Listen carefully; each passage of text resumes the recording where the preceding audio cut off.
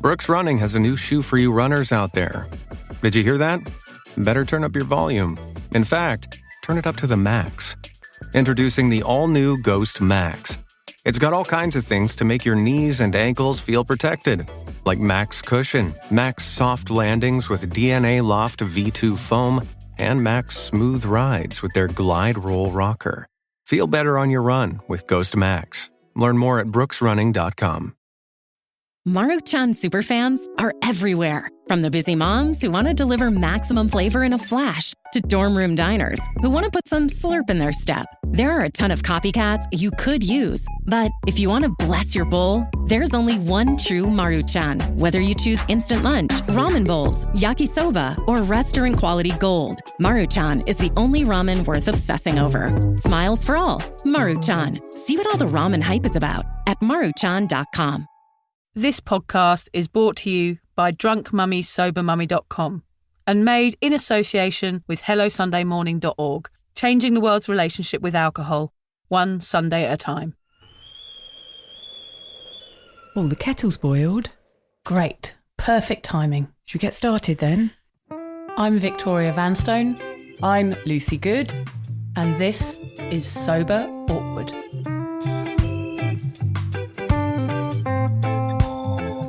Right, Lucy, over to you. Thanks, Vic. So whatever stage you're at on your sober journey, and Vic and I are at completely different stages, you'll know that life without booze can at times feel, what do you reckon? Awkward.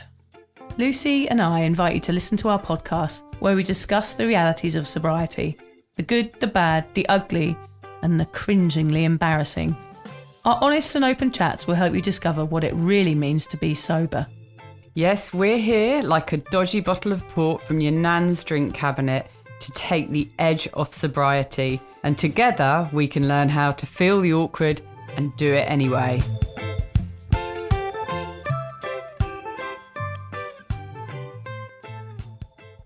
Gosh, I'm sorry, Lucy. I've got a bit of burpees going on. What's wrong with you this evening? I just ate my dinner really quickly before I came. It was just like loads of cauliflower and loads of broccoli with salmon, and it's kind of given me a bit of a something party in the abdomen. I think that you need to be more considerate of what you eat before you sit in a booth with me for an hour and a half.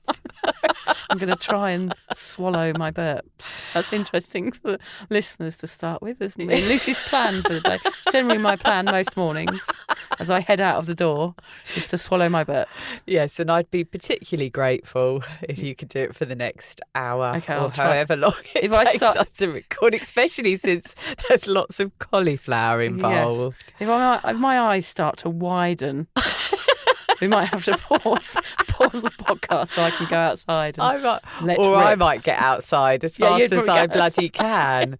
And the booth will shake. Anyway, like Bart Simpson. Looking forward to this one. Yes, we apologise in advance that we've just pulled up at the recording studio and there's loads of massive trucks outside resurfacing the road. So we were in the booth, so it should be all right, but you might hear some rumblings. And it's not Vic. It's not me. There's lots of rumblings in the nether regions going Vic's on. just said that so she can blame her rumblings on the trucks outside. Oh, it's the men outside. It's got nothing to do with me, Nothing to do with me.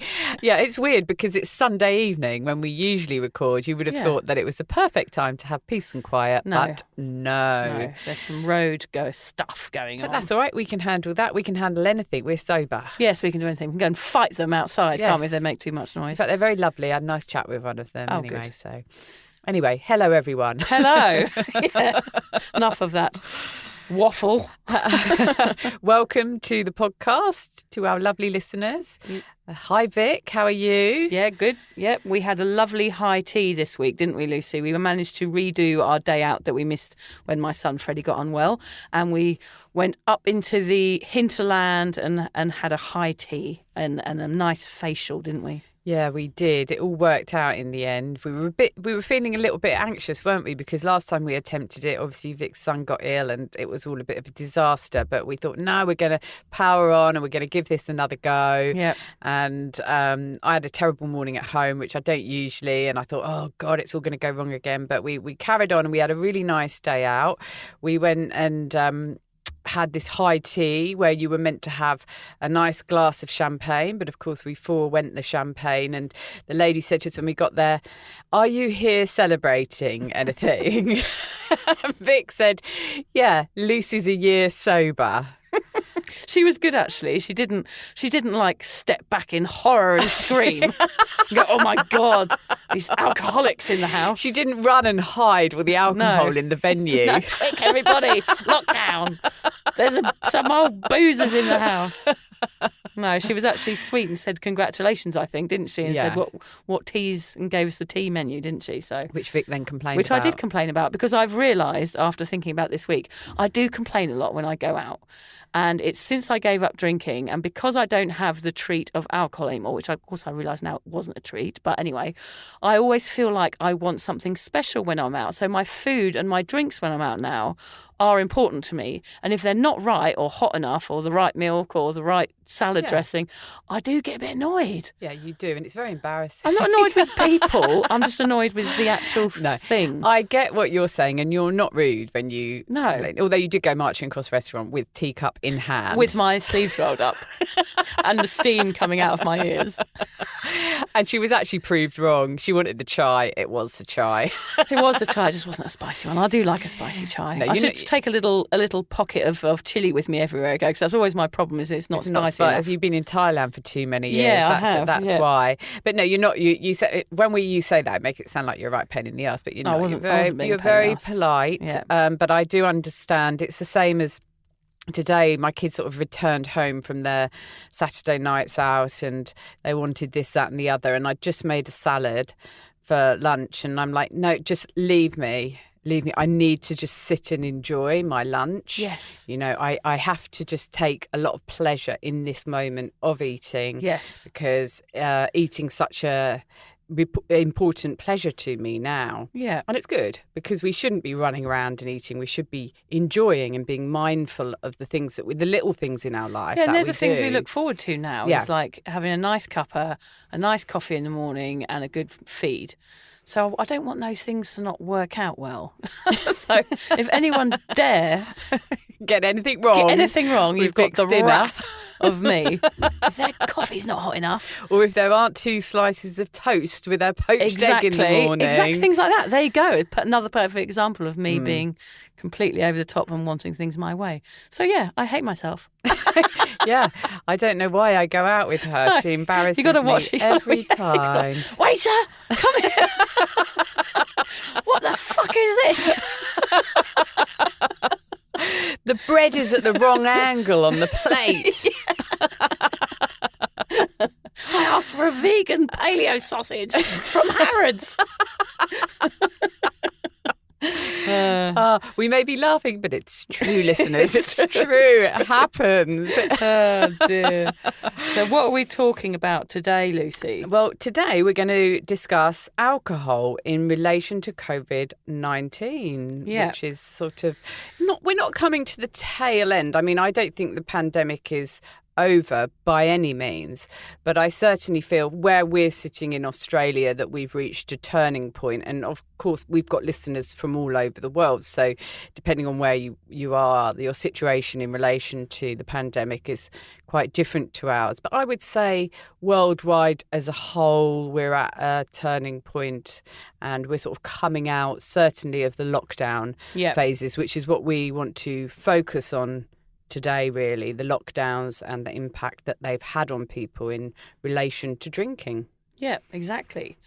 Let's face it, it's been a very weird 18 months. We've changed. We wash our hands more, we don't hug as much, we do strange elbow wagging when we meet.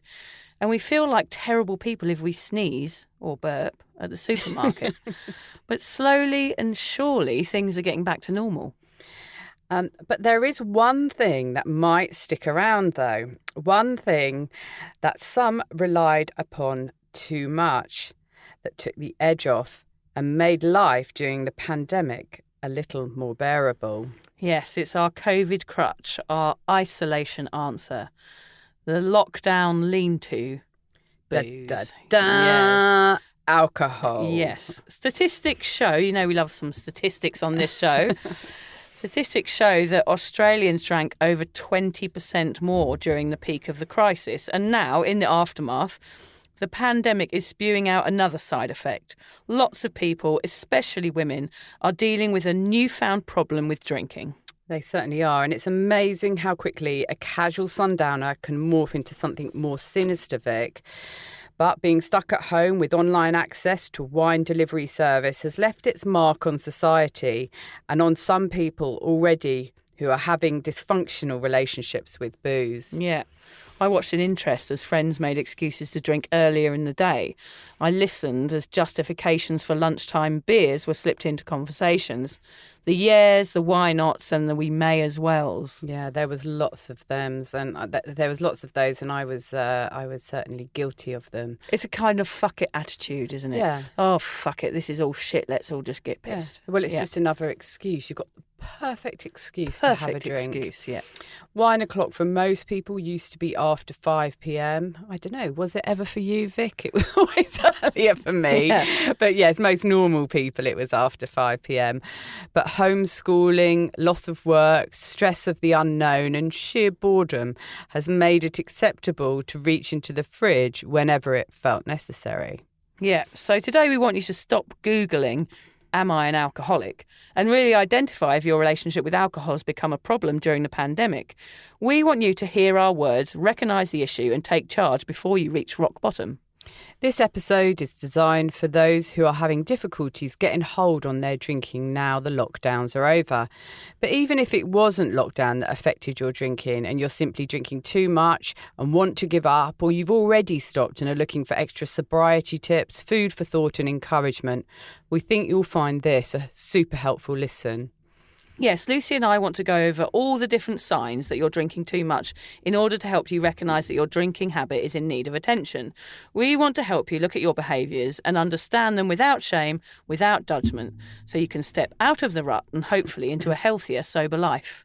Yep, that's right. So put your feet up and listen as we try to understand how COVID has given birth to a whole other pandemic. It's crazy, really, to think that even the pandemic is happening and has happened, let alone the repercussions of it, you know, the negative repercussions that are causing all sorts of other problems. So not only is it to do with the actual disease or the virus itself, but then the fallout from that. One thing I mean, I don't know what it was like in other countries, but one thing I always found quite almost laughable, but worrying at the same time with the pandemic was the emergency services that were able to continue operating when we were all in lockdown. Incredible, yeah. And they were the supermarkets, the chemists, and the what we call the bottle-os, the bottle shops, the off licenses, the booze shops were classed as an essential service. Yeah, that's just crazy, isn't it? Yeah, how mad is that? I suppose they're just trying to numb everyone out so that they don't leave their houses. I mean, that's the way to get everybody to stay at home. In what world can alcohol be an essential service? That's the societal problem right there, isn't it? It's like the government, everyone's making money out of it. So they're like, this is still okay. Everything else isn't, but this is because it's taxed and we make lots of money from it. Yeah, and we've got to keep the economy going. So keep drinking, everybody. Yeah. God. Bit of a worry. Let's start with a few stats again. Oh, yes, we do like some stats. Vic went mad on her stats. I do, because I think it's important for this podcast because you need to know the difference and the change in the last 2 years for people and find out exactly when too much alcohol is too much, if you know what I mean. Yeah, and hopefully if people are struggling with drinking after the pandemic, or we're still in it, in the pandemic, and they hear some of these stats, it will help you understand that you're not alone. Yeah. And that everybody is doing it. Lots of people are struggling. So deaths in England and Australia from liver disease linked to excessive drinking jumped by an unprecedented 21% last year. Wow. And this was when the coronavirus pandemic struck. Wow. Yeah, pubs, clubs and restaurants were closed, but the total volume of alcohol sold barely fell, suggesting people switched to drinking at home instead. And they most certainly did. Consumer data, or data, depending on what country you're in. I say data. Data. It's data over here in Australia, so I'm going to stick with that as that's the country I'm in at the moment. Showed a 24% increase in the litres of alcohol sold in shops and supermarkets during the year to the end of March 2021 compared with the previous 12 months. Gosh, yeah, that's a lot. That's a huge increase. I mean, we do laugh about our stats, but Lucy and I, we do love a few stats, but it does make it sound very clinical, like the numbers that we're talking about. We must remember that what we are talking about here aren't just figures. They're people. Real lives, people that have gone because of alcohol. I mean, those percentages of people that died, that's 21%. That's a lot of people that have died. Their mums, dads, brothers, sisters, friends, colleagues and neighbours have all lost their lives to alcohol, a substance so widely accepted and almost encouraged, but one that is controlling, addictive and ultimately life-threatening. So those numbers, they're not just numbers, they're people. They're people's lives that have ended because of alcohol. And that's why this topic is serious. Yeah, and because we're coming to the tail end of a pandemic which has increased the problem with alcohol for people. Something really needs to be done. Yeah. I'm feeling like that at the moment. I mean, even just reading those stats. I mean, I know we've read them before, but just reading them out loud like that, it makes me feel a bit panicky inside. It makes me feel a bit angry as well. It's like, come on, why are we still pushing this? We know it's bad for our society. It just makes me angry that whoever's in charge is still allowing this to happen. And it's because the backlash, I guess, would be so huge if they started to deny everybody's favourite drug. It would be like, there'd be total chaos, wouldn't it, if the pubs all closed down and they said you couldn't have a beer after work. Yeah, but imagine if they had kept the bottle shops closed. Yeah, they should have done. I mean, I reckon those stats would be quite different. Yeah, and people might have had an opportunity for change. Yeah. Yeah. It's like instead of changing to drink more. Yeah, exactly. But so let's talk about COVID and what it was like for us. Yeah, how was it for you, Lucy? I know that you've had a bit of a different experience from me because I was sober during the whole pandemic, whereas you were drunk. No, I'm not going to let you say that about me because drunk. It's like I'm the one who drunk throughout my entire mothering experience. Yeah, you're the naughty one here. I'm the angel child. Actually, Vic, I'm going to correct you because I mean, we talk about lockdowns, but really it's a bit of a joke because we were so lucky here on the Sunshine Coast in Australia. Our lockdowns were minuscule. And they did really have very little effect on us. That's not really fair to say. They did have an effect, but I think in comparison to what other people across the world have been through. But funnily enough, because of when I gave up drinking, I was actually a pisshead for one lockdown and sober for another. So I can actually tell you the difference between being in lockdown pissed and being in lockdown sober. And I will tell you right now, it was way better being in a lockdown sober. But I was worried what you were going to say there. Yeah. I was like, please don't say piss. No, I mean, I will say that when the first one happened and I was still drinking, I was pleased that I was a drinker then. It was like everybody was starting to drink more and everyone was starting to drink behind closed doors and people were becoming pissheads and they were becoming introverts because they had no choice. And I was like, I am already a behind closed door introvert pisshead. I was like, I'm already, for once in my life, I'm a step ahead of everyone else. I was like, that's brilliant. This is my moment to shine. Yeah, you're like the leader. I can really teach some people how to do this. Yeah. And I mean, I laugh about it, but I genuinely felt like that. I was like, this is great. I can remember when we went into lockdown because it was like, is it going to happen? Is it going to happen? And it did. I just remember almost switching off, grabbing the wine, turning on the TV and thinking, here we go. Let's settle in. Yeah, this is it. This is perfect. Gosh. This is for me. Yeah. That is how I felt. But obviously next morning, because big drinking went on that night. Next morning, I felt terrible. I had 2 teens. And if you've had teens during a lockdown, they're probably the hardest age to work through a lockdown with. Yeah. And also they have their own lives. They do their own things. You don't have total control over teens. So they go out when you say you mustn't go out. So there was a lot of talk about values and the right thing to do. So it was a bit of a head fuck. Yeah. And doing that with a hangover was really hard. When it came to doing the next one, by which time I had been sober for a while and was really comfortable in my sobriety, I went and bought heaps of really nice food. We were hanging out as a family. We were eating together. I was getting up in the morning and I was feeling good. Yeah. And the effect that it had on my kids, they didn't want to get out of the house. They were quite enjoying just being at home with me. They wanted to be with me because I was sober. I was in their world. I wasn't drinking to escape like I always did. Did I just ask quickly, we just go back a step. Did your drinking, I know you're drinking, you were quite a heavy drinker at the start of the pandemic. Did your drinking increase at home during the pandemic when you had that period of drinking then? I would say it did. Yeah. Because my life changed so little, because I was already an introvert drinker at home, it would have increased, yes, because it was like I can allow myself. Everyone's doing it. Mm-hmm. So I was having the excuse to have the other bottle of wine, whereas before I may have thought I'm not going to. Okay. So yes, it did, but it didn't. It wasn't a really noticeable change because I was already so bad. And I think for me as well, and I'm sure it was the same for you, Vic, we've got family in the UK. We were really, really worried about them. Yeah. And I was especially worried about my elderly father who was in the UK on his own. And we were really worried about, in that first lockdown, that people we knew were going to die and people that we loved were going to die. And, you know, what better excuse is there than to reach for a drink than something as awful as that? Yeah. My experiences with lockdowns and the pandemic have been very different, and I love, in a way, the fact that they have been, and I'm able to compare the two. Yeah. It's really helpful for our listeners as well to hear like two different stories from one person and say, look, it's blatantly clear that you being sober in the second lockdown that we had here, even though it was short, it was a better experience for you and for your girls. Yes. Oh, yeah. And that just makes it so clear how life is better when you're sober. Yeah.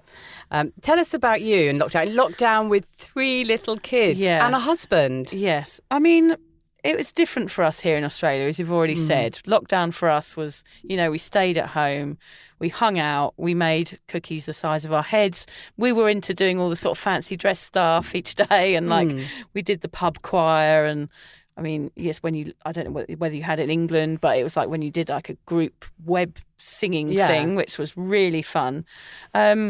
I found the homeschooling very, very stressful because it just made me realise how stupid I am. I couldn't do any of the maths. I was like, this is not how you do maths. Oh, they've changed it all, Vic, don't worry. Yeah, I couldn't understand. It's all algebra and Y's and X's. And I was like, oh, I just cannot understand this. So I'd usually do about an hour and just go, right, let's go for a walk. I just couldn't. It was a little bit stressful. Obviously, having 3 kids at home is stressful.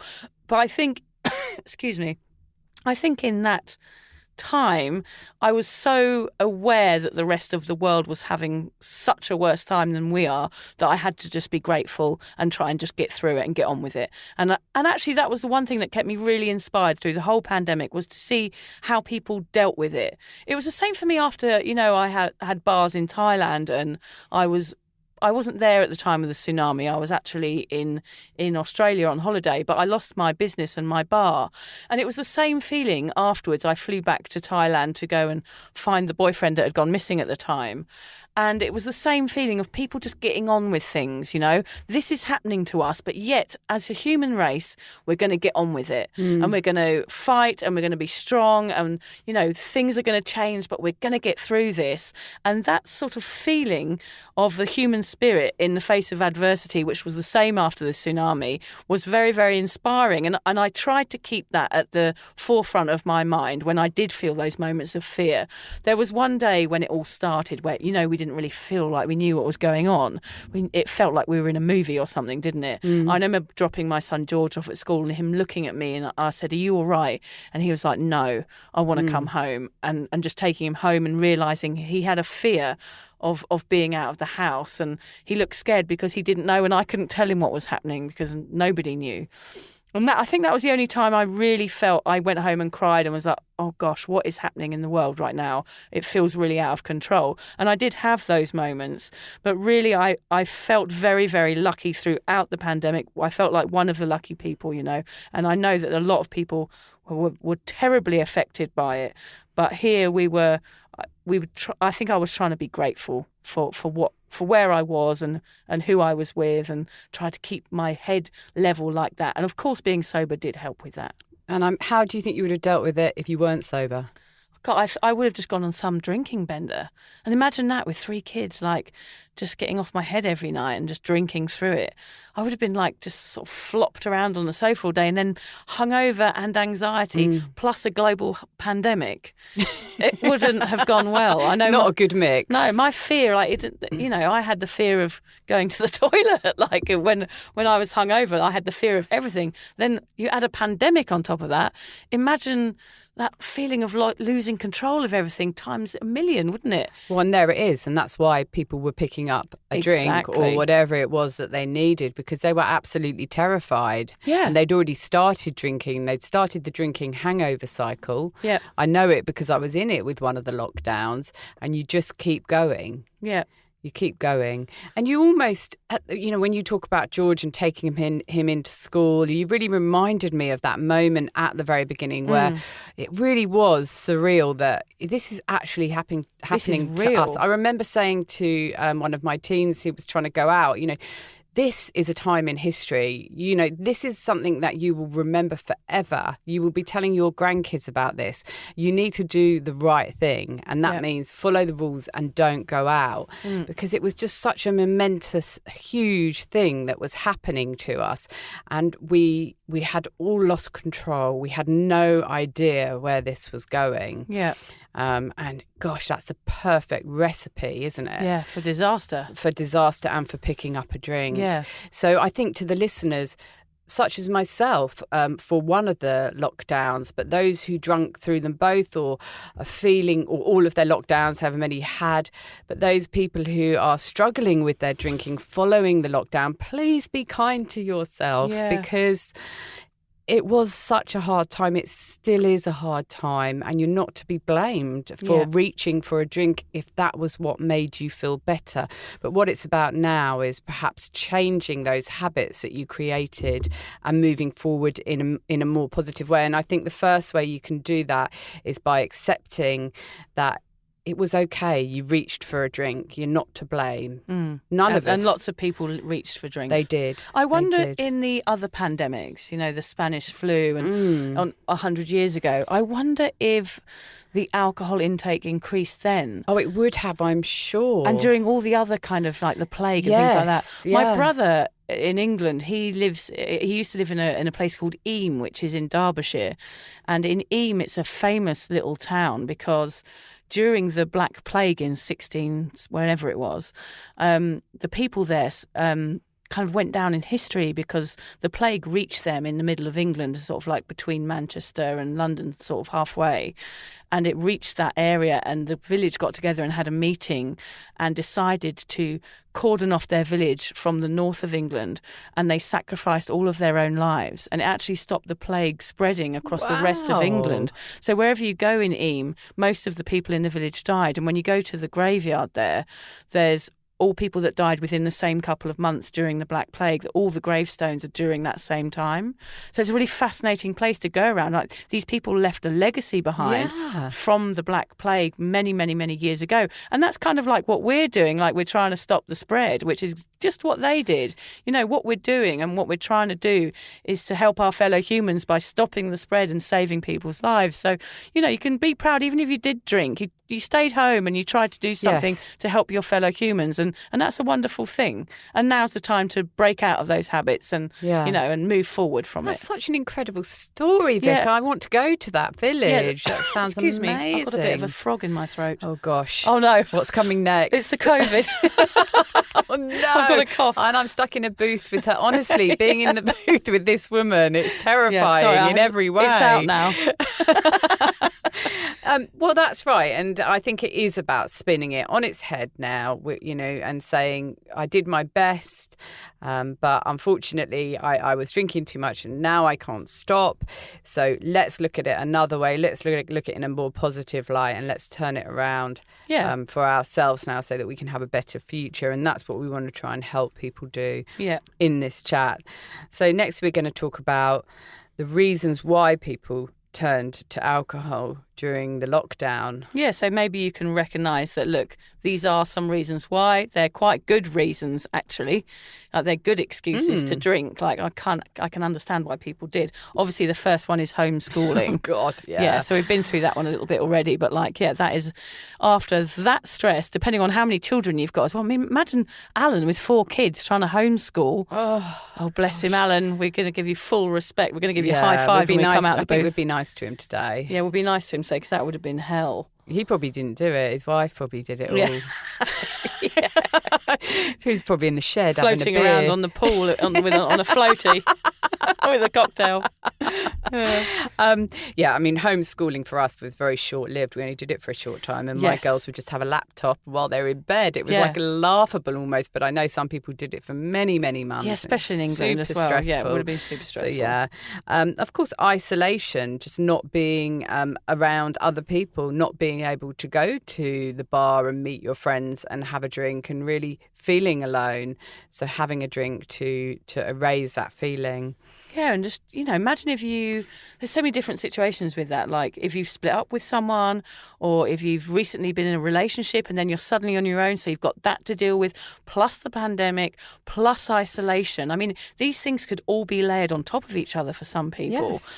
So you could be homeschooling in isolation with all of these things. All these things happening. That are all pushing you towards have a drink, aren't they? In fact, funnily enough, on my single mum Facebook group, we had a lady come on today and say that how do you deal with missing someone? Her partner is in another state, and they haven't seen one another for, I think, 8 weeks. And she said, I just really, really miss him. And has anyone got any tips on how to deal with that? I mean, it just goes to show that there's still people out there suffering. And if you're feeling alone or you're missing someone, that's a form of sadness. And how do we deal with that? We sometimes pick up a drink because it makes us feel less sad. Yeah, it makes us feel less alone. I mean, I definitely felt like I wasn't alone if I was drinking alone, you suddenly feel like you're not alone. You almost have like a personal party in your head, don't you? You do. Oh yeah, I'm all right now. Well, absolutely you do. And I think I made a point of it further down on this list, that you just feel as though you've got a friend there if you're drinking. I used to definitely feel that alcohol was my mate, and when I gave up drinking, I felt that I'd lost my best mate. That was how I felt. So immediately, if you feel lonely or isolated, pick up a drink and you feel less alone. You really do, don't you? Yeah, you do. But actually what you're doing is you're just blocking out the feelings of feeling alone, and it's kind of just a fallacy that you're... That glass of red wine is not really your best friend. It's not your buddy. It has at all. no personality. No. It's not funny. No. It won't tell you if your label's sticking out on the back of your dress on a night out. Or if you've got something stuck in your teeth. Yeah. It is not your best mate. It is a glass of wine. That's all it is. Yeah. It is not your best mate. It's actually a poison. It so is I hate a poison. to tell you. So it's an enemy. It is an enemy. It is. It's your worst enemy, actually. Yes. So stress, that's an obvious one. Stress with everything. As I said that day with George, that made me feel very, very stressed. Fear of the unknown is a huge stress during the pandemic. Like, what is going to happen to us? Is the world going to end? I mean, it was as serious as that, wasn't it? Yes. It sounds far-fetched. And if we'd watched a movie about it a year before, we would have been like, that's never going to happen. And I remember seeing people with masks on in airports years ago. I'd be like, God, look at that person. They've got a mask on. How weird. Yes. And thinking it was the strangest thing ever. And it's just now, as it's passed, we've normalised it, and we've normalised like the pandemic. It doesn't feel as scary. And we've normalised drinking alongside it even more, haven't we? Yeah. And that's where the problem is. And stress, I mean, all you have to do is think, I'm going to have a drink later. You don't even have to have the drink. That eliminates stress in your life. Yeah. So money and work, they're the next two, aren't they? So they're related. Yeah. So if you've lost your job, you're not getting payments from the government for whatever reason, you've got rent to pay, you've got your mortgage to pay, plus a pandemic. Like, again, they're layered up, aren't they, on top of each other? They are. There's going to be a lot going on if you're staying at home with a family or on your own or any of these reasons. So, anything laying up. I mean, to worry about money at that time would have been awful, especially if you're a cafe owner or a restaurant owner. Those people are under a lot of pressure. No wonder watching your business completely fall apart before your eyes because of something that's completely out of your control. Yes. Like, imagine having achieved like something really that you've dreamt of all your life. You've opened the doors to your new cafe and the people are flooding in, and then suddenly it's like, boom. And that's what it was like, wasn't it? Everything just shut down just like that. It was almost unbelievable. It would be heartbreaking for most people, wouldn't wouldn't it? Their little businesses. Terrible. And let's hope those people are now getting their businesses up and running. I really hope they are. What about relationships, Vic? Because, and that's not just relationship with your partner, relationships with your kids, perhaps relationships with family on the other side of the world, and holding those together when everyone's worried and stressed and not knowing what to do. I know when that moment that you're talking about when we first realised we were in the middle of a worldwide health pandemic, I was going to get on a plane and fly back to see my dad. Had I have done that, and that would have been a really rash decision, I probably would never have got back again. I'd probably still be over there. So dealing with the people that you love, and dealing with those relationships. And also those relationships we have to mention is the domestic violence relationships, which often are caused by alcohol as well, of course. Like, imagine being in that situation and then being locked down with that people. So, we're thinking about people that have done that. Reach out for help if you've got a violent partner. And that is only exacerbated by alcohol. Oh, gosh, that would be absolutely terrible. So, to feel awful for people that have been in that situation. Of course, then there's missing out on things as well. All the things our kids missed out on. I mean, that was really heartbreaking. I know that my year 12 student, she's just finishing up school now, and she's got her formal this Wednesday. But all those poor kids in Australia and in England, I mean, I don't know what the date is that they all finished school in England, but they missed out on their end of year formal and graduation. They missed out on their big week-long break that they have over here called schoolies, where they go partying for a week. It all got cancelled. So for younger kids, older kids, adults, we were all missing out. People's weddings were cancelled. Even all their exams, like the COVID generation. Pick up a drink. Yeah, for sure. So holidays, of course, we're all going to miss holidays. Everybody's desperate to go on holiday now. I mean, it would be lovely to go to England again and see everybody, and I'm sure that's going to happen. But it is still a worry. I put here, we might die anyway. That was one of the reasons that people turned to alcohol during lockdown. There was a sense of, well, it looks like we're not going to be here much longer. I may as well drink. Why worry about my future and my health? And it kind of makes me think of, because I'm a bit obsessed with the Titanic, because I met the oldest survivor of the Titanic once on an aeroplane on the way to LA. No way. Yeah, I've got her autograph. Her name was Edwina Trout. She was saved in lifeboat number 13, and she was 99 when I met her on the plane. That's incredible. Yeah. So ever since then, I've been quite obsessed with the Titanic, and I've read lots of books about it. But one of the bakers on the Titanic, as it was going down, apparently he was pissed out of his head, but he was absolutely on fire because he could feel no pain, and he was just saving everybody and running around and just being a superstar. But it reminds me as well of on the Titanic, the band playing as they went down, and people were actually drinking and just trying to enjoy the last moments of their life.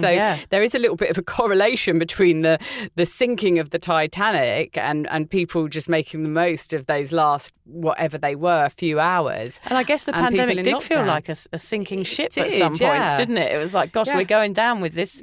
We may as well just sit at home and drink through it. Yeah, what's the point of worrying about what my liver's like in a year's time? I might not even be here. Yeah, exactly. That's a really good excuse to drink, isn't it? Yeah. Oh, quickly, Lucy, before we carry on, seeing as we've mentioned Alan and haven't spoken to him yet, I just want to ask him, I know he's a bit grumpy and doesn't like people anyway, so I just want to ask him what his isolation was like. How was it, Alan? I'm still in isolation now. What? What, you haven't... What, you haven't not told your family that the lockdowns have ended?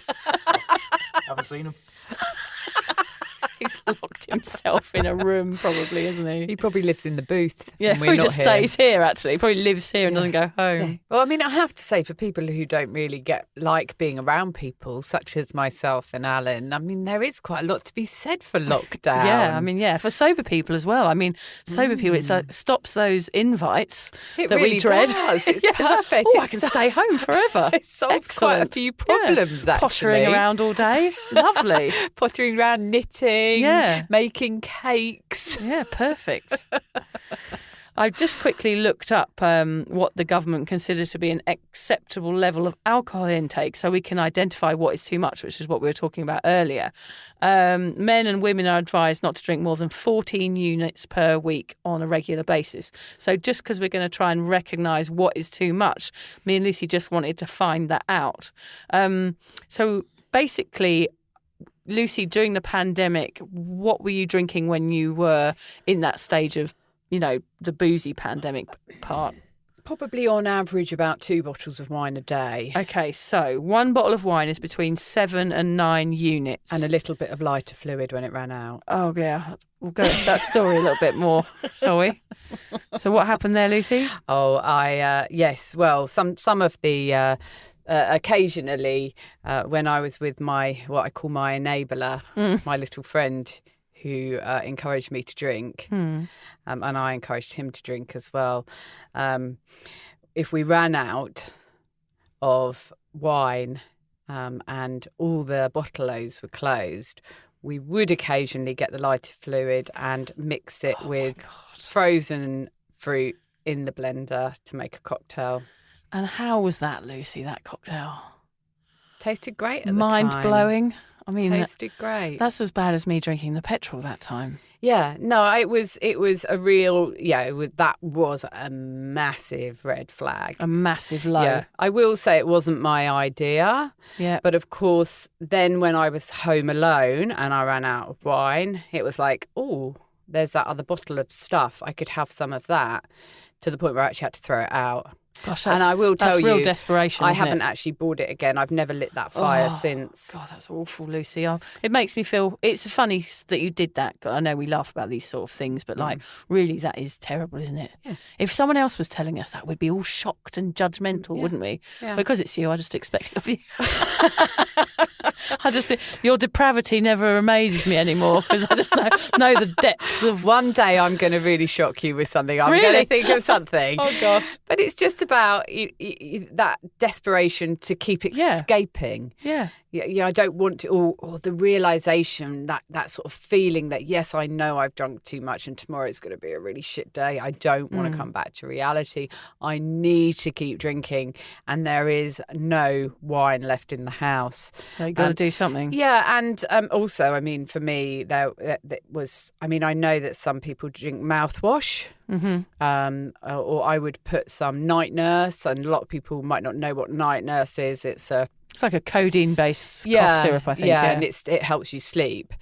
So put some of that in with the last glass of red wine just to make it more potent. Oh, it's also toxic, isn't it, that you felt? So, I mean, that's why I feel sad, because to think of you doing that, to numb yourself out and how I just can't imagine you like that now, like, because you're so sparkly-eyed and happy and, Yes. And to think of you doing those things, it does fill me with a sense of sadness. Yeah, but just for people listening, just think of this, though. I was in that state in one lockdown. Yeah. By the next lockdown, I was actually happily sober. Yeah. So that's how quickly things can change. Even if they're really bad, they can change and they can become really good. So never give up hope. Never give up hope. You're a perfect example, Lucy. You're a shining light in that respect. You really are.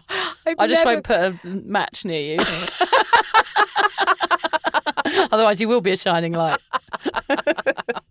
I think I might have mentioned it before. I had a friend who used to say after a night out drinking, don't light a match near her, because I used to. Your breath was like dragon breath, like my cauliflower breath now. How things have changed. Oh yes, how they have. I smell of mung beans. Yes, what was it? We were going to talk on the phone earlier, and I said, I can't talk just now. We'll talk in 5. I'm just marinating some tofu. Sad, isn't it? What have we become? Yeah, so just quickly, I just wanted to go over, like, what is too much. So a bottle of wine is 7 to 9 units, depending on the strength. So Lucy there was saying she was probably having, during that first part of the pandemic, 2 bottles of wine a night. So 1 bottle of wine a night for a week actually equals 49 units, depending on the strength of the wine. So you were having double that, Lucy. So it actually means you were having 7 times your recommended units per week. So 1 bottle of wine per night for 1 week is 49 units. That's your weekly intake in 2 nights. That's over 3.5 times your units per week. So that 1 bottle of wine is too much. Yeah, and no wonder I felt so bloody awful and wanted to carry on drinking. Exactly. So during the pandemic, it seems a lot of people were consuming their weekly amount in 1 or 2 evenings.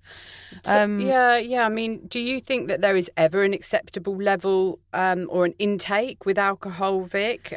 Should the government not be pushing for 0 units? I definitely think so now. Because I can see the bigger picture of what alcohol is doing to our society and individuals and communities and relationships and all of these things, I would definitely say that the government should be pushing towards 0.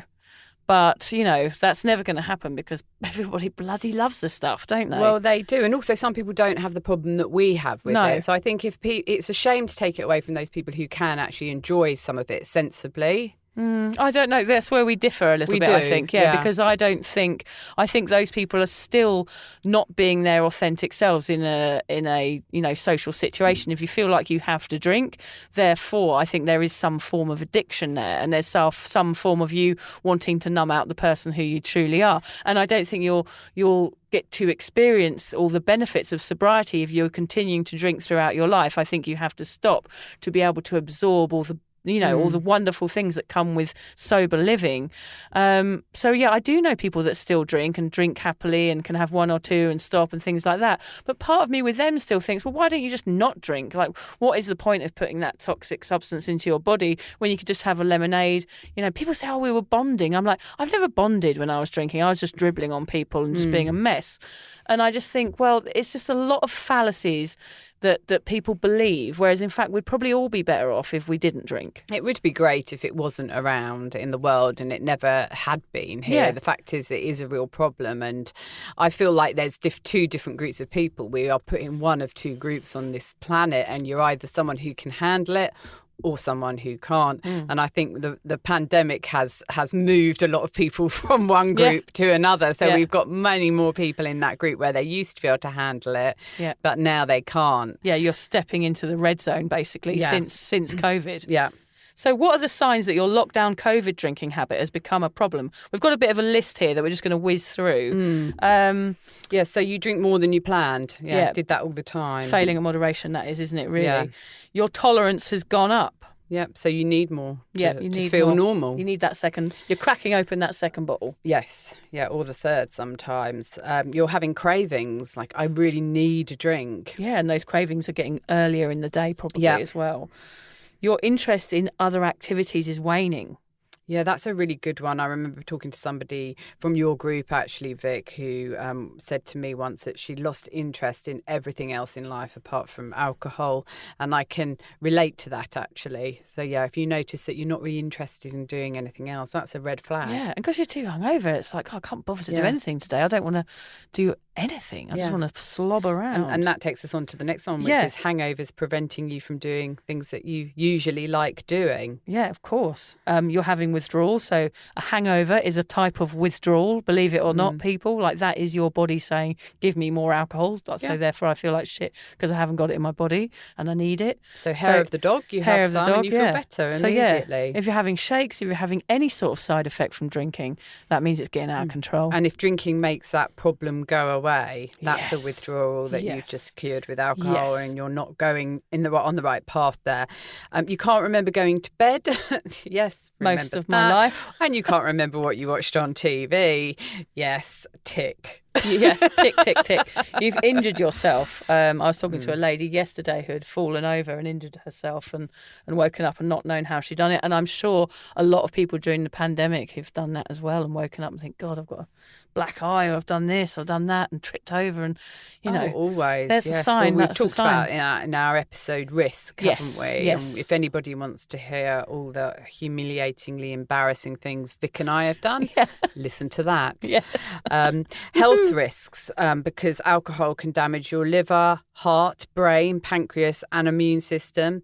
It can raise your odds of getting certain cancers, but you still carry on drinking. You're knowing all that. Surely that shows that you've lost control. Yeah, because you know this. We all know this stuff, but we just don't listen to it, do we? Because we don't want to. Yeah, so you want to stop, but you can't. That really sums that up. It's affecting your family and those around you. Certainly Yes. noticeable when you're stuck with them inside the four walls of your home. Yeah, and I would have been terrible, like being hungover in the pandemic, trying to look after my kids. The guilt from that would have been enough to keep me drinking. So there was no escape if I had been drinking. Interestingly, when I think of the two pandemics, Vic, not the two pandemics, sorry, the two lockdowns that we had during the pandemic, and I say I was really drunk for one of them and completely sober for the other, I actually can't really remember my kids at all in that first lockdown. I can't remember us doing stuff together. I can't remember them. That's very honest. But when I think of the second lockdown where I was sober, I've got lots of memories of that lockdown with my kids. Yeah, because a lot of people you do create happy memories when you're at home with your children. Well, you remember them, and I don't think I was really with them. I was in a world of my own, and I was happy for them just to be stuck in their rooms so I could carry on with my drinking. With your whirlwind. Actually, drinking was more important than caring for them at that stage of my life, which I'm embarrassed to say, but it is the truth. Yeah. It's almost as if they weren't actually there because drinking had consumed every part of me. Gosh, yeah. How awful is that? But then you compare that to a lockdown where you're sober. And I can remember all sitting on the balcony. I can remember us watching movies. I can remember my eldest daughter getting a big canvas and painting it. Nice, yeah. None of that. I mean, they were obviously there and doing similar things. Yeah. But I just wasn't interested because I was too interested in having a drink. But I think you have to realise as well, like you say, you're still embarrassed about saying that. But really, Lucy, you were quite unwell. Yes. Like there's no guilt there because actually you were unwell and the world is teaching us to drink, especially in those situations. Yeah. So you need to let go of that embarrassment because there's nothing wrong with that and it's good to be honest about it and it will help other people That's by what saying... I'm hoping. Yeah, It's about saying, God, if I've done this and I've managed to get out of it and I hope people can see that. So if you are coming out of the pandemic and thinking, oh God, I'm never going to be able to stop drinking, if I can do it... Yeah. And if Vic can do it, you can do it too. Yeah. So, you feel like you need it. There you go. If you feel like you're wanting a drink more than, more than normal. There's a difference between wanting a drink because, yes, I'd quite like to have a glass of wine and watch the sun go down and needing a drink. There's a difference between that. Yeah.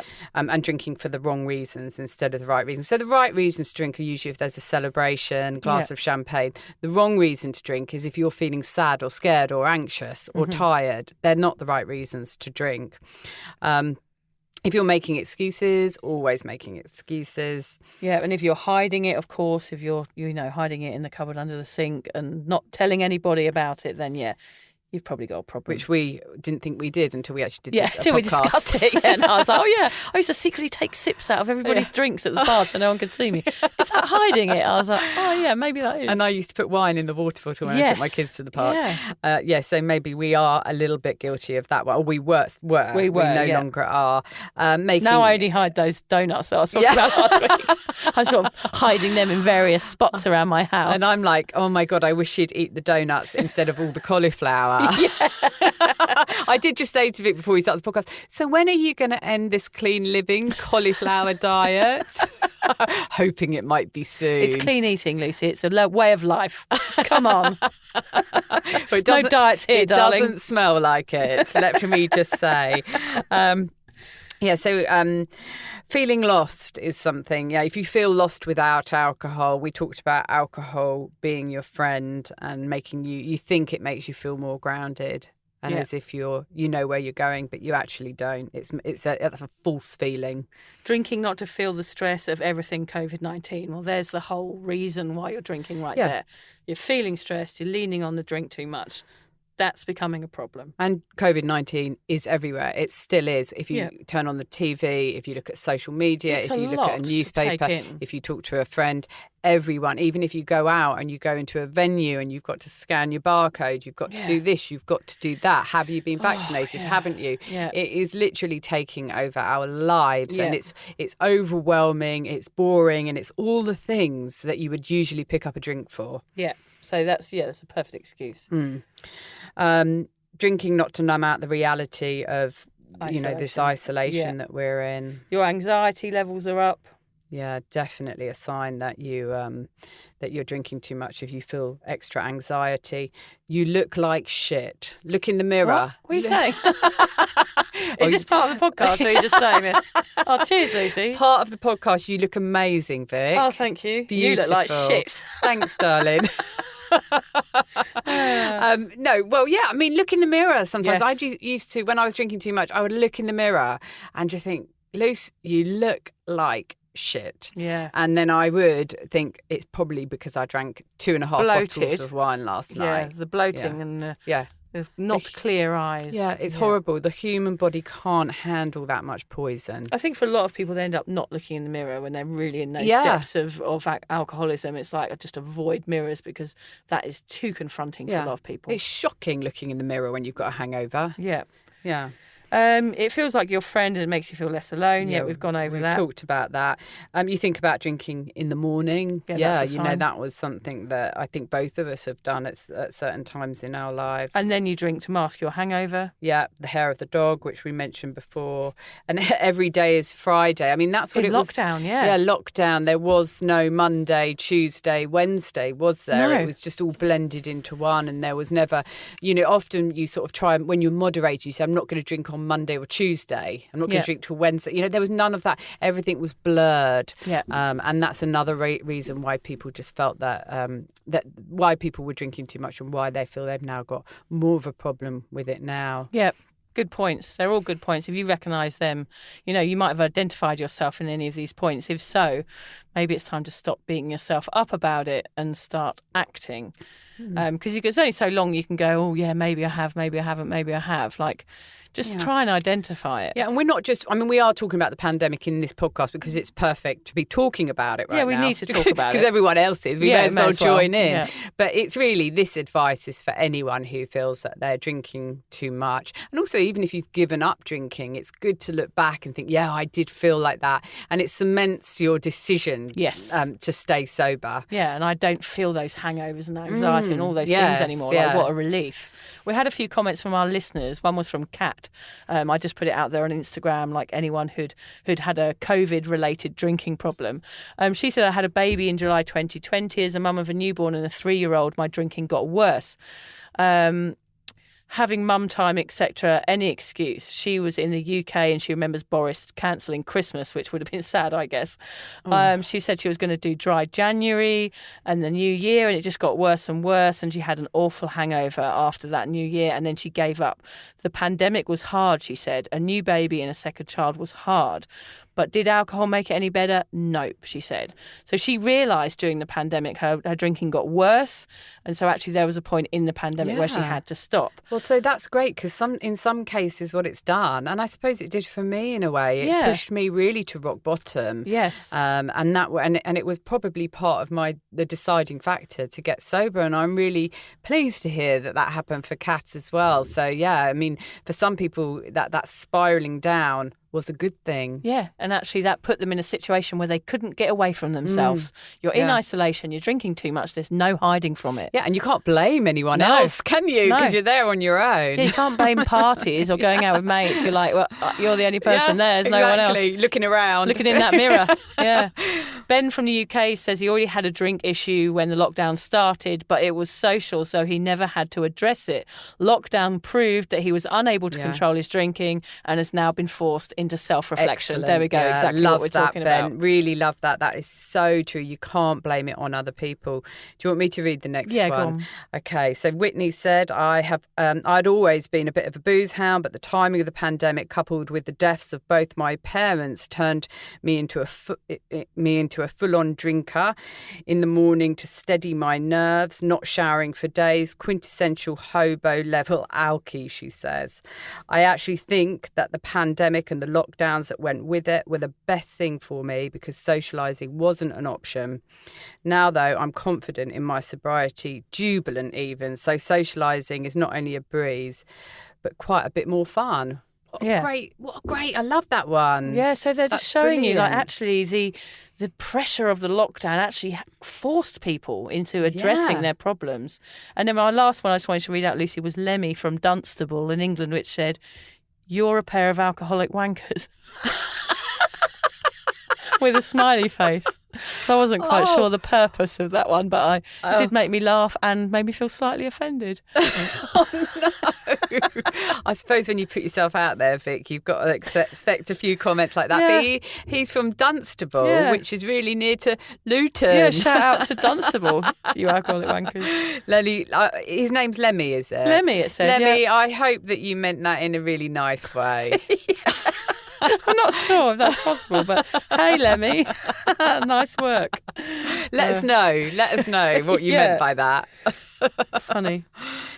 Look, for some people, the lockdowns did help them recognise an issue, and that's brilliant. And those comments that you've got from the listeners that you've put there, Vic, I hadn't read through them, and they're really positive. So Yeah, they're all that's good, great. actually. Yeah. That's great to hear. So very briefly, we just want to tell you they're the same things we go over a lot in our podcast. Is what some of the ways you can slow down and quit. We think it's important to keep, instilling these in you, because these are the ways that you're going to learn how to stop drinking and reflect and understand that perhaps you do have a grey area drinking problem, or perhaps a more extreme problem since the pandemic. Yeah. What's the first one there, Luce?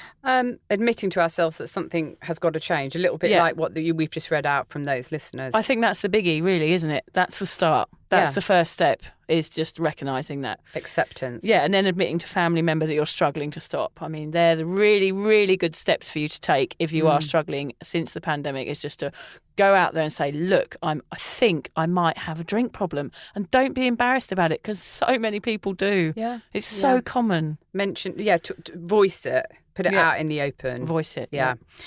Cancel the wine delivery service. Yes. Those damned wine delivery God, and services. bloody texts. I have to tell you, Vic, for my online business that I have, I've been doing some HelloFresh advertising. They send me some free food, and I just have to share it with my audience and talk about it, just to let them know what it's like. And they then offered me. I mean, they must be linked. They're linked with another company. They give vouchers, don't they? Yeah. They then messaged me and said, would you like us to send you a box of 12 bottles of wine and you can share your experiences with your audience? And I said, I don't think that one's for me. I'd almost like to see what would happen if you did.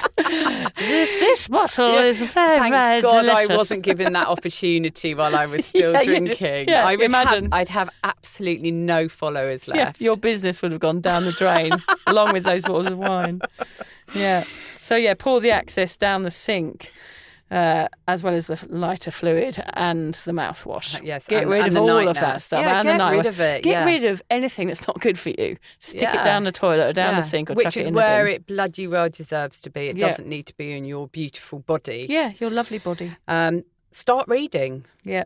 Oh, I haven't got that. I can't read, Lucy, yet. Are you ABC, I'm working all on right that with. one? Yeah. I've been working on that for years, the alphabet. Vic's still on the audio books. Yeah, that's the next step, is being able to read for me. Start swapping drinking times for healthier pursuits. Well, that's an obvious one. I think that actually happens naturally when you give up drinking, is that you start to find other things and other interests and activities. Well, you have to, because you have to fill that time. Yeah. Start a diary. That was one of yours, Vic. Yeah. You did that, didn't you? Yeah, I started writing my diary, which became my blog, and that was just my huge outlet as to understanding what was going on with me. And then it became a book. And then it became a book, Which is never finished. That damn book. Bloody hell, it's haunting me. Do a challenge. That's a really good one. I actually spoke to I had a sober meet-up this morning, which was a lovely breakfast, and one of the things I recommended to one of the ladies there was to do a 30-day trial. Sorry, not trial. Challenge.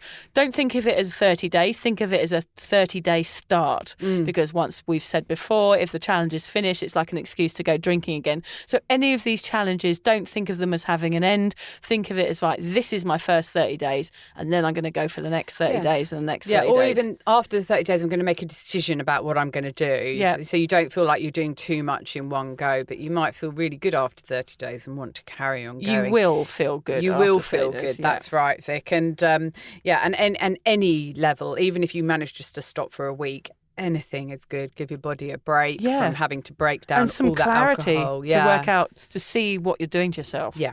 Definitely. Get therapy is another one. Understand your worth. We talk about feeling your worth and that you matter. We talk about that a lot. So, just understand that your life is important and you get to live. That's another point, is that there's so many people who've died and you got to live. So know your worth on this planet. You're here for a reason, and why not live it to its fullest and without numbing yourself out? Yeah, definitely. There's been so many people dying in the world. Look how lucky we are to be in a safe place. Let's really value our lives. Tell the world there's nothing like a bit of accountability. I mean, we started this podcast when I was 6 months sober. Yeah. The biggest accountability ever. Yeah, it is. But you don't necessarily have to start a podcast, but you can if you want. And my threats, the threats that I'd give you. I mean, Vic has bad dreams, phones me up halfway through the night. You haven't started drinking, have you? God, talk about having to stay on the sober path. Yeah. I've got my whip So, ready. my accountability is pretty full on, but yours doesn't have to be. But make yourself accountable to someone at least. Yes, for sure. That's a really, really good thing to do. Know the facts, the stats and the truth as to what booze is doing to you. I mean, read those stats. They're important. Understand that they are lives being lost. Yeah, and read books. Read books about being sober because they're full of stats as well. Get away from a bit if you can. And I mentioned that because when I did a 3-month period of being sober, I actually had to go to hospital in another state for 2 weeks where obviously I couldn't have a drink. It was a great starting point to my 3 months off drinking because I was in a completely different environment where I wasn't allowed to drink. So by the time I finished the 2 weeks in hospital and went home, I had broken that cycle a little bit. 2 weeks isn't enough to break it all together, but it had certainly given me a really nice head start. So I know it's not always possible, and especially at these times where a lot of us still can't travel. But if you can get away, even for a weekend, just to get that, give yourself a bit of a run up. Yeah, get out of your normal routine. Exactly. Yeah, get out of your normal routine. Do something nice. Be kind to yourself whilst you're giving up drinking. Yeah, connect with a sober group, and the last one is do it with a mate. So I think those two are really combined. Like to say, find someone who's struggling just like you are right now, if you can, whether it's somebody you know or whether it's someone you meet online or whatever. Find someone who is going through what you're doing and then do it together. Be like a team, back each other up. There's nothing better than having a sober buddy, as Lucy and I know. We get to go out for high teas and eat biscuits together now, don't we? That's right. It really does help to have a friend on that same path with you. And, if you haven't got someone, reach out online through a sober group and see if you can find someone near you, because there are going to be so many people who are trying to sort out their alcohol intake in the wake of the pandemic. So you are not alone. But basically, the reason for this podcast today is just to get you onto that first step. I mean, that's really the reason for all our podcasts. Yeah, the admit to ourselves that something must change. Yeah, exactly. Yeah, and and as we've said before, we are focusing this around the pandemic, but it's for anyone who's thinking about their drinking in any way, because if you're thinking about it, it's likely that you've got a problem going on there. Yeah. It's time to grab COVID by the balls, really, isn't it, Lucy? And not allow it to make your life more difficult than it has been in the past 18 months. The aftermath should not have to involve us all dying from chronic liver disease and COVID-induced alcoholism. No, it shouldn't. It shouldn't be. We've made it through this. What a story to tell your grandkids or whoever that you've made it through a worldwide health pandemic. Now, we never thought we'd be living through a worldwide health. And I suppose that's the key word. We've lived through it. Yeah. So let's look after ourselves now. Yeah. And we've got some tips and takeaways, as we always do. We do love a few good tips at the end. Okay. Be grateful. You're here and you have eternal opportunities to change and grow. Realise how lucky you are. Sadly, 5 million people have died during the pandemic so far, but you are still here. So give life all you've got and give hangovers the heave-ho. Don't feel ashamed of your lockdown drinking habit. It was your way of coping. Shame is what keeps people drinking, so leave that bullshit in the bin next to judgment and self-loathing. Yeah. It's time to wake up from the nightmare. You can spend the next few months continuing with your 1 bottle of wine a night habit, or 2 bottles of wine, or whatever it is. Allow it to get worse and keep moaning about how awful you feel, or you can stop it in its tracks and do something about it. Don't let COVID win this battle. You have the winning card. Play it now. Now the lockdowns are over, be careful of attempting moderation. In our experience, it only prolongs the agony. The continuous failures just make you feel more bad about yourself, and you'll want to drink more to drown that out. If you're questioning, it's time to draw a line in the sand and start down that difficult yet truly wonderful path to sobriety. Be clear with friends that your drinking since lockdown has become out of control. Admit to them you were drinking too much and you're trying to stop. If COVID has taught us anything, it's to respect our fellow humans and to be kind to one another, as you never know what's around the corner. You never know, your friends might be struggling too, and they need someone to start the conversation for them. Yeah, and it's a lot about starting that conversation with mates, isn't it? Talking about alcohol and how it's working and how it's not. Because I think most of it will find it's not.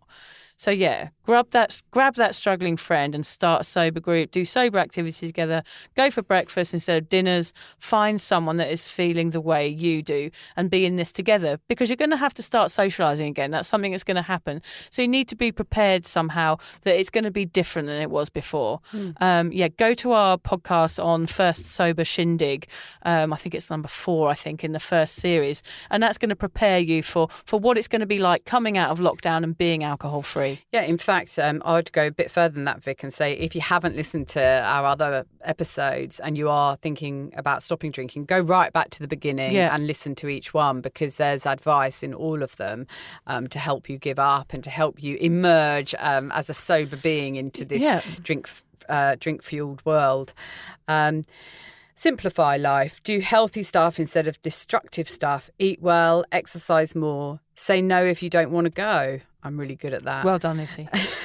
Just stop drowning out your life, because there doesn't seem to be anything else.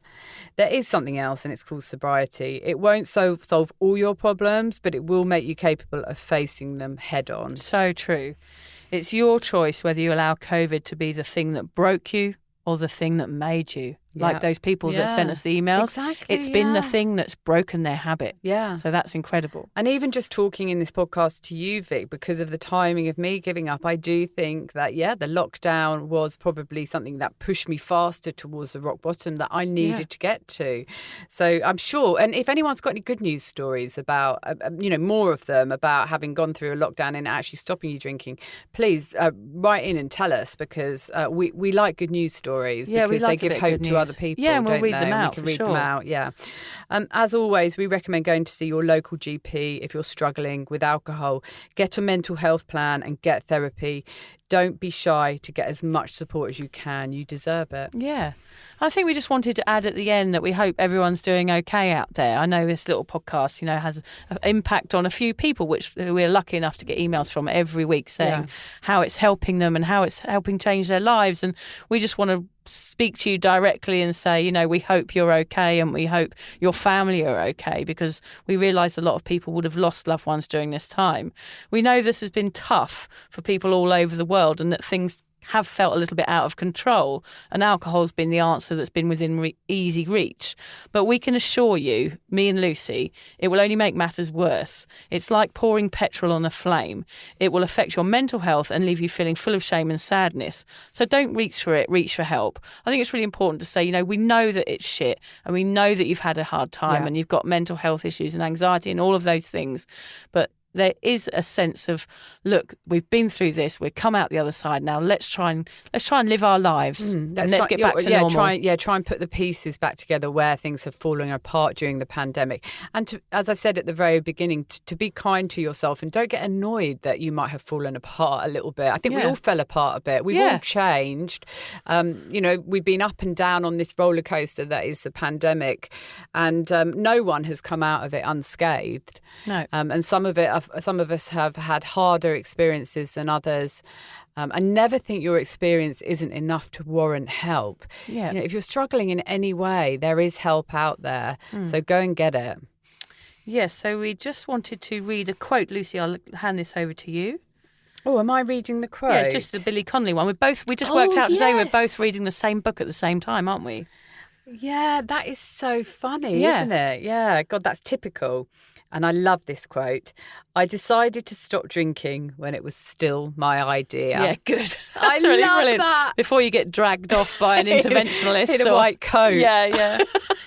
His book is called Windswept and Interesting. It's both Lucy and I happen to be both reading it at the moment. So I just wanted to end on a poem today, Lucy. Yes, this is a lovely poem. Okay, it's by Kitty O'Meara. It's one I've heard a few times during the pandemic, but I just thought I'd read it out because it really does sum up everything that we've said, and we want to always try and end on a positive note, don't we, Lucy? Yeah. Okay, this is by Kitty O'Meara. In the time of the pandemic. And the people stayed home, and they read books and listened and rested and exercised and made art and played games and learnt new ways of being and were still. And they listened more deeply. Some meditated, some prayed, some danced. Some met their shadows. And the people began to think differently. And the people healed. And in the absence of people living in ignorant, dangerous, mindless and heartless ways, the earth began to heal. And when the danger passed and the people joined together again, they grieved their losses and made new choices and dreamed new images and created new ways to live and heal the earth fully as they had been healed. That is brilliant. And it really, I'm going to use a word. It resonates. I'm just going to throw it out there. Oh, God. I mean, She's they gone for it. They grieved their losses and made new choices and dreamed new images and created new ways to live. And that's what we're saying here. You can do all of that. Yeah, and you faced your shadows, like those dark things that are following you around. You can face them and actually don't allow the shadow to kind of creep into every pore of you and just go, right, this is an opportunity for change. I mean, you could treat, it's different. It's easy for us to say living here in Australia where it's been okay, but perhaps we can all learn something from it and just say, look, it's an opportunity for us to be more respectful to each other and to the planet and to the world, and just be like, well, we've lived through this and now we're going to get on with our lives and be happy that we're going to be here. better people for it. Yeah. And when can we book those plane tickets back to the UK? Can I borrow a tenner, actually, Lucy? No, fuck off. I'm a bit skint. No. I need healing. Can you give me a massage? I'll tell you out for some more cake. Stop you eating all that damned cauliflower. Just fill my face, then I'm happy, like a little pig in mud. Yeah, you're really easy to keep happy. I just have to stuff a donut in your mouth. Pretty much. Oh, dear. Thanks, everybody, for listening. That was a really lovely chat. Thank you, Lucy. Yeah, thanks, Vic.